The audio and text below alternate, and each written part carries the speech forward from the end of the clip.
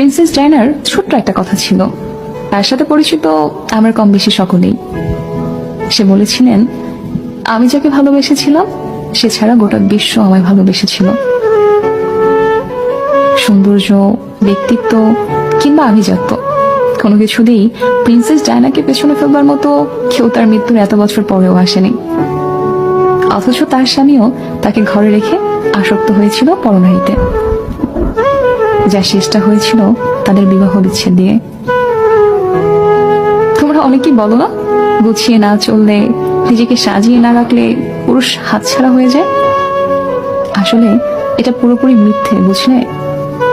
যার মানসিকতা নোংরা তার ঘরে হুর থাকলেও সে কাজের মেয়ে পেছনে ঘুরে বেড়াবে, আর যার মানসিকতা পরিষ্কার সে দিনের পর দিন শত শত সুন্দরী নারী উপেক্ষা করেও শুধুমাত্র তার স্ত্রীর কথা ভেবে থেকে যাবে।